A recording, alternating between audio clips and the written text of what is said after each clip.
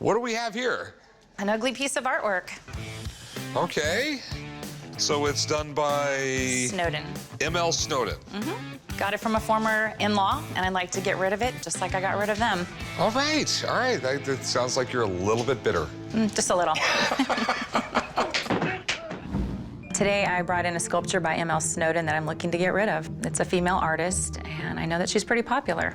My personal opinion of the sculpture is I think it's hideous. It's a little bit bizarre, violent looking. It's very sharp, almost looks like, you know, if you accidentally fell, you'd get impaled on it, and just doesn't fit in my home.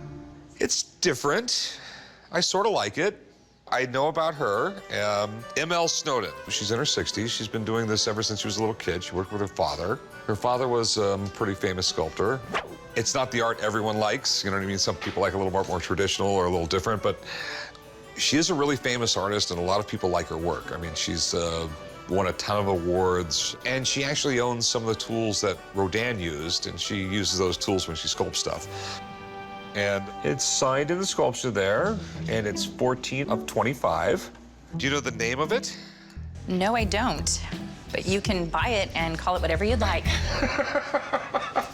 Even though I'm not familiar with this exact piece, I've seen a lot of Snowdens before in galleries around the country, and they can go for a lot of money.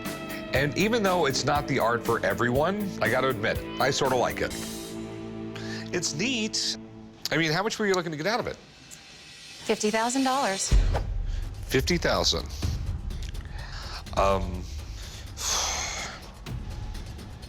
Normally, I got a friend who I usually call the expensive artwork, but he's out of town.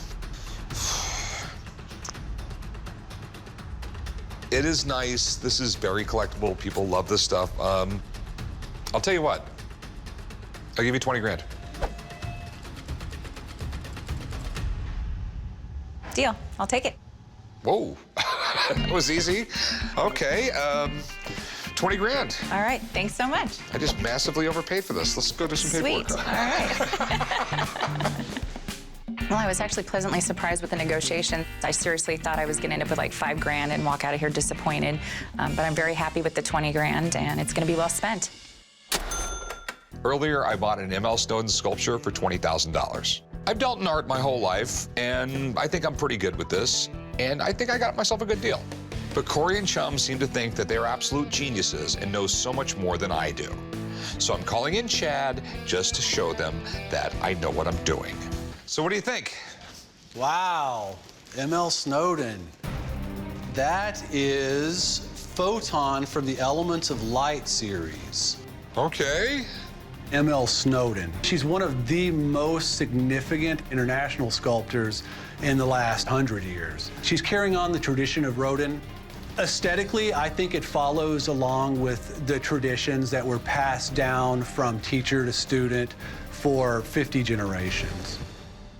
The Elements of Light, this is one of 10 pieces that were in the series originally. It's supposed to represent a photon going through the vacuum of space. Okay. That's why he's all, you know, kind of displayed like this. Yeah, I got it off a lady, and I paid her 20 grand for it. I figured I couldn't go wrong. Wow, now, this piece, this series originally sold $58,000-$60,000. Okay. Now, she parted with her publisher, so a few pieces have come onto the market. All right, the big question, what's it worth? Because I paid a lot of money for it. I would put this one probably at about $36,000. Okay. But the thing about Snowden is, this is investment quality art.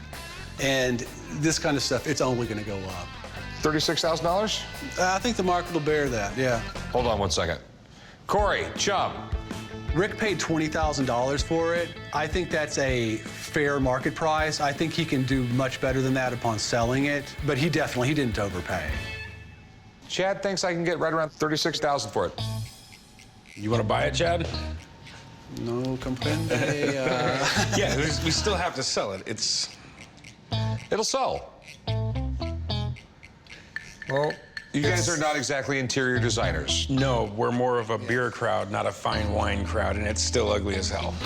Yeah, I am a good interior designer, and I would not put that in any interior. It's horrible. They'll never get it. They're not art lovers. Chum's idea of art is a velvet painting in a black light. Okay, you've piqued my interest. What do we got here? Well, this is my crazy fish sculpture. I think it's a Jim Henson original. Okay, I mean, how many famous puppeteers do you know? I can only think of one, Jim Henson. I'm looking to sell my crazy fish sculpture made by Jim Henson. My husband purchased them about 20 years ago in Utah. There's a base, and there's 3 crazy-looking fish. I'm ready to sell the fish because they're big and bulky, and they're hard to fit in a living room. I'm looking to get $15,000 today for my possible Jim Henson fish sculpture. Okay, that's pretty cool. I gotta figure when you're the puppeteer like Jim Henson is, it's something you're just kind of born to do. I know he was doing it before he was even a teenager, and the guy had a career since then. I know he made the Muppets, and then Sesame Street came along, and he made Sesame Street from the 60s all the way up until he passed. I mean, we're talking about the guy that made Oscar the Grouch and Cookie Monster. I think it was syndicated in over 100 countries. There's just something wrong with you if you don't like Sesame Street. So, is it from a Jim Henson movie I've never seen, or? Well, it's dated 1974, and my husband was actually in an electronics store that was going out of business. He was told by the salesman that it was a Jim Henson. Okay. Yeah, they just, to me, resemble a lot of his work, like in The Labyrinth and that kind of thing. I mean, I can tell somebody obviously spent a lot of time and effort and work into this. So do you mind if I take a look around it a little bit? Sure, go ahead. I mean, is it made out, it's like paper mache or something? It feels like a rubberized paper mache. It wouldn't shock me that it was made by him. It looks like something he might do. Yeah. I mean, the guy was pretty creative, but I've never seen fish. And I've only seen puppets. Right. Any idea what you're looking to get? Well, I was thinking like $15,000. $15,000, okay. I'm just struggling to find a connection here. I just so happen to have met a vice president of the Jim Henson Corporation, and she would probably know a lot of stuff about this. Do you mind if I snap some pictures of this and send them to her and see if I can get her down here? That'd be great. Okay. I'm excited for the expert to come in today to solve the mystery of the fish, whether or not they're really a Jim Henson original. Hey, Nicole. Hi, Corey. So these are the fish sculptures that she believes may have been made by Jim Henson. Figured you would know. Interesting. Yeah. Jim started his career so young. He was a graphic artist first. We have great references of his work that he did when he was in college. And there's a lot of sketches that you can look at and go, that became Cookie Monster, or that became Big Bird. So there are some really beautiful pieces from the early time in his career that then are kind of the cousins of things that you know later. Okay. Ever see anything like this? So Jim Henson's work is really not out in the public. Because we have such careful records of everything, we know where his stuff is, and most of it is in museums. He made so many characters, so many creatures. So, you know, we really want them to be out where people can see them and enjoy them. And, you know, I was really glad that you sent me those photos because we were able to really take a good look. I sent them to our archivist. She has been working and maintaining our archive for 30 years, so she really does know everything. And I also spoke to the Henson family to see if they had any memories of seeing these before or anything like that. And we really looked through all of our records, and I can say with certainty, these are definitely not part of any of Jim's work. Okay. Well, thank you so much for coming down. Absolutely. Thanks so much. Nice to meet you. Thank you. Nice to meet you, Thanks. too. So, how much do you love your fish? I really kind of had my hopes up that Jim Henson made them. Yeah, me too. Unfortunately, I'm just gonna have to go ahead and pass. Thank you so much for bringing it down. Let me get one of my guys to help you bring it out to your car, okay? Okay.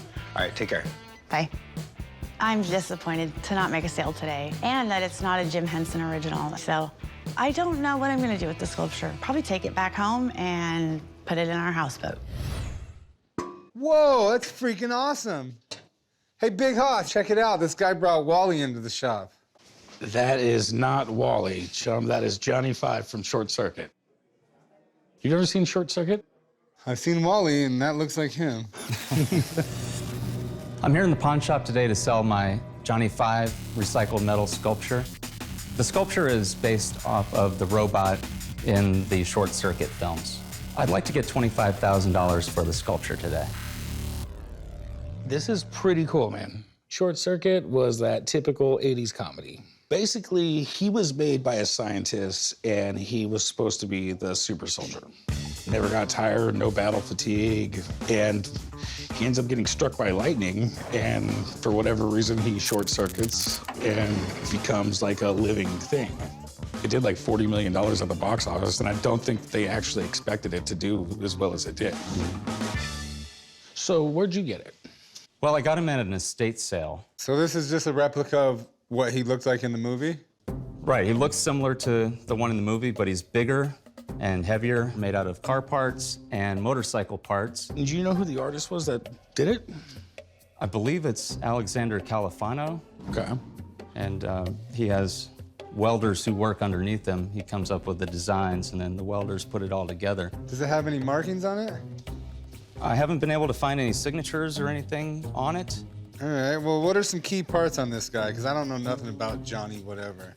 Well, if you look, he's got some piston rods that are making up his neck, and like I said, he's completely made out of car parts. So you'll have brake calipers and things like that. What do you want to do with it? I'd like to sell it. What are you looking to get out of it? I'm asking $25,000 for him. Wow. That's a lot of money for a robot that doesn't talk. Here's my issue. This particular artist has a little bit more than people that work underneath him. He's got a factory. It wasn't made out of car parts. I mean, that's supposed to be a motorcycle chain or whatever. It's hollow. It's made of pot metal. That would snap apart. So your asking price is just, I mean, completely out of my realm of possibility on it. It's not original. It's not signed. Well, this is going to be the centerpiece of your store.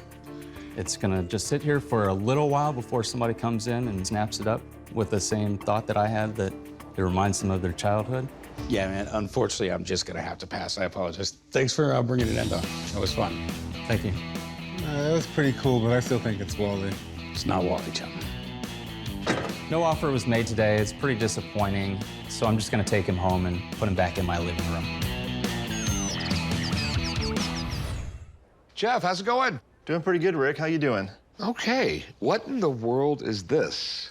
Well, usually I bring you coins, but this is coin-related. This is original artwork made by James Earl Frazier for the Buffalo nickel. I brought you some nickels so that you can refresh your memory about what coin we're talking about. Okay. It is one of the most beautiful coins we ever had. The nickel before this one had a lady with her hair in her bun. Yeah, that was it. It was pretty boring.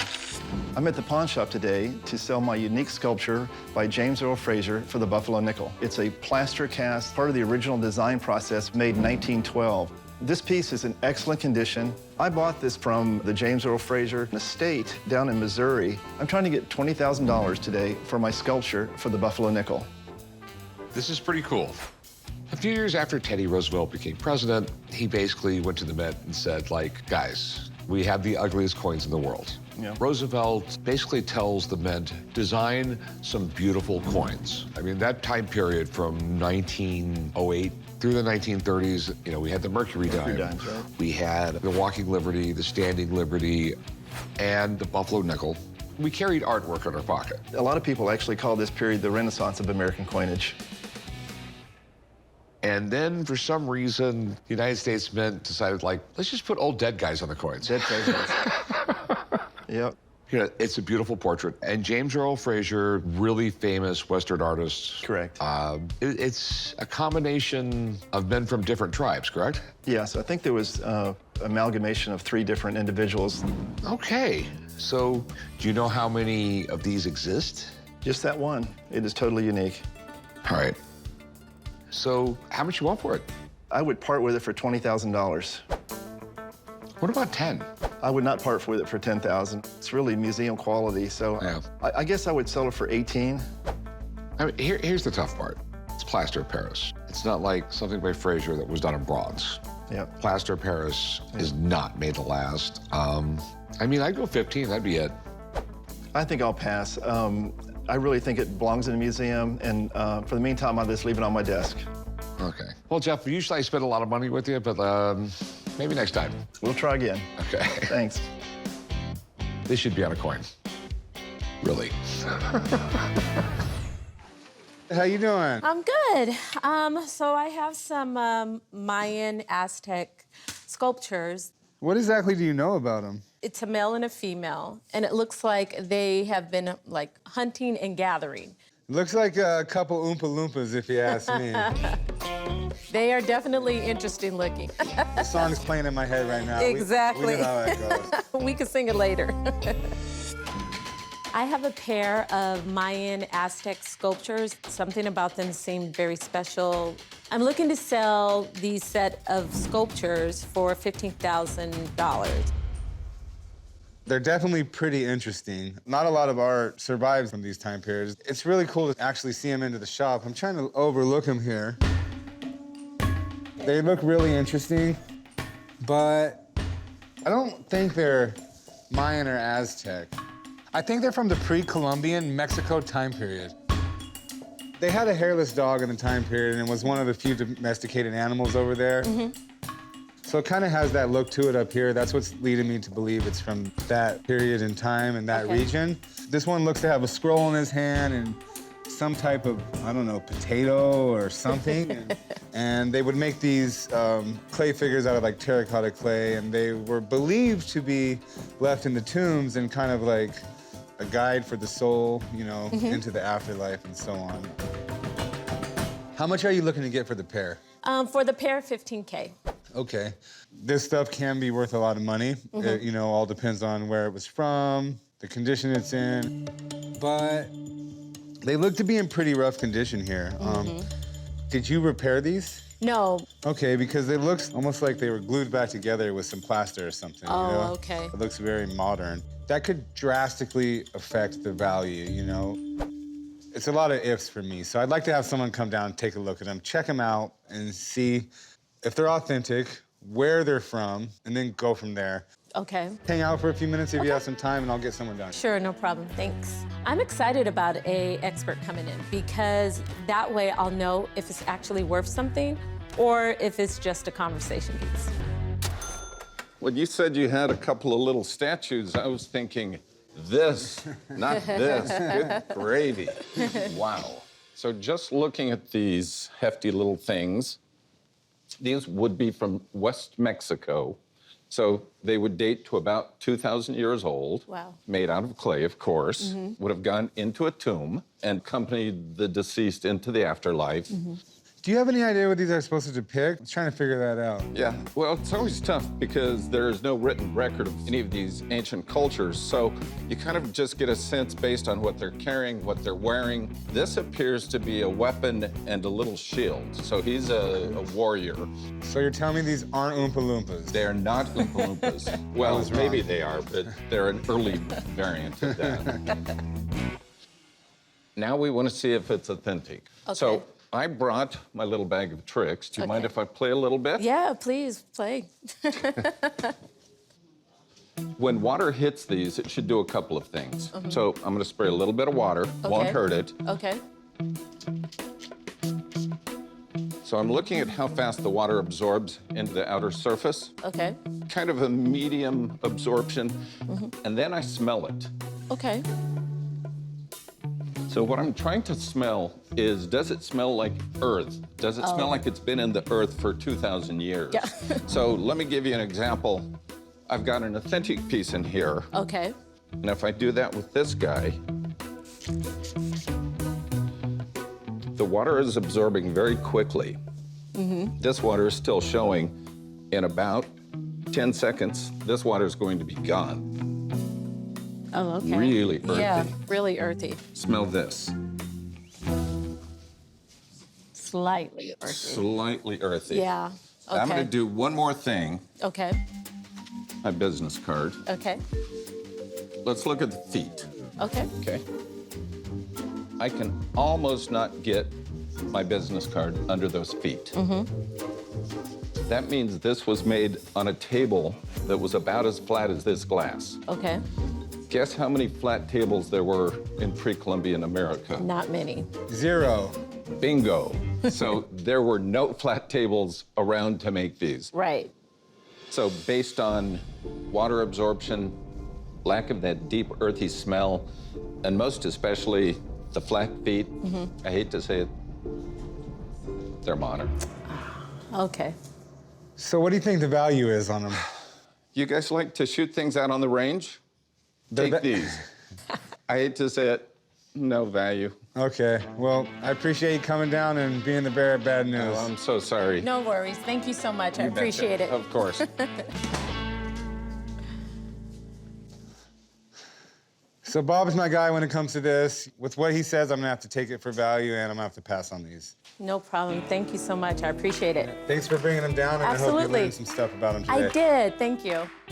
So no offer was made. He did make a comment about taking them out to a gun range. And I thought, well, maybe we should also take the shirt you're wearing to the gun range. But I'm gonna take them back. I'm gonna put them back on my mantle, and they're gonna continue to be the conversation piece.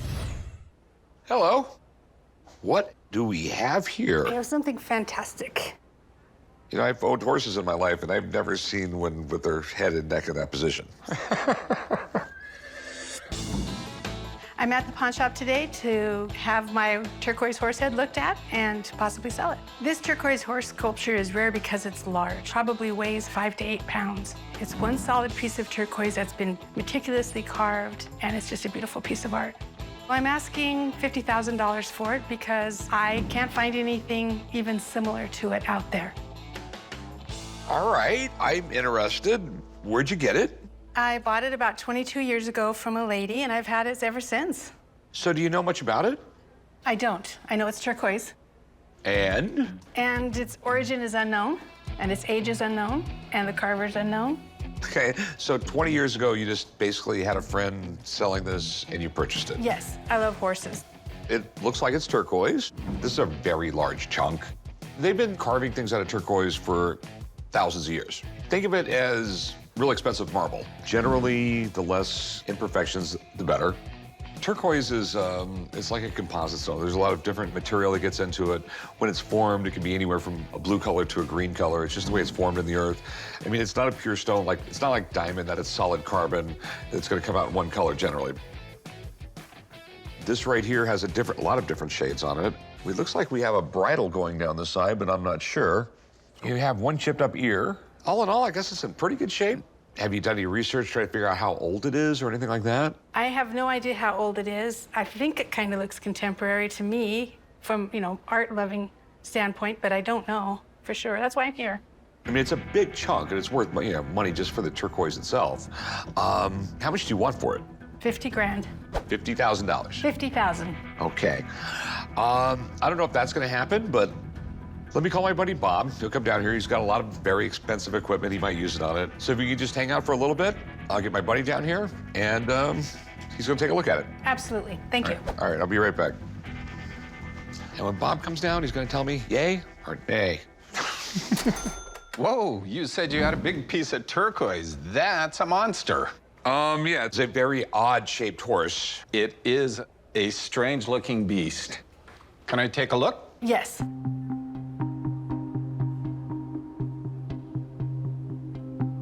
So as I'm looking at it, I'm not seeing maker's marks or signatures. Obviously a sculpture, but it's an unsigned sculpture. I'm thinking it's in the Chinese style. It kind of has that Tang Dynasty look to it, which is kind of angular and sweeping, but it's not ancient. Time period, last 50 years probably. Best guess, it's Chinese turquoise, which is probably the most common. But the problem in China is they've been faking turquoise since the 1970s. There's a substance called magnesite, which is a fake turquoise made out of magnesium.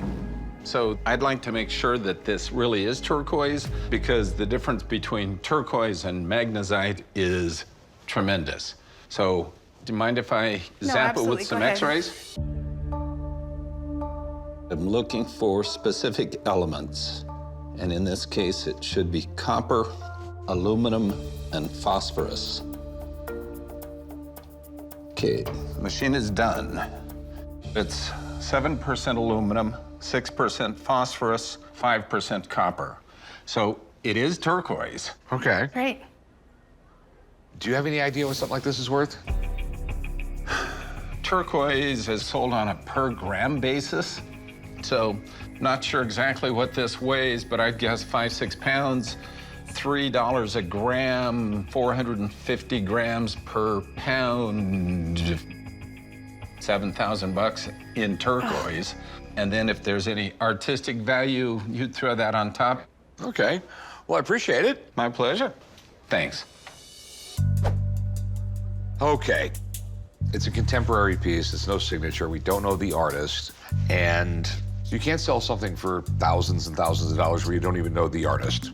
So you basically got the turquoise. I think you're gonna have a really hard time selling it. And I really wouldn't want it. Maybe a rock shop can give you a couple $1,000s. Okay. All right. Have a good one. Okay, thank you. Even though it was a nay, I'm still happy because I didn't pay a ton for it, but I still have a beautiful, beautiful piece.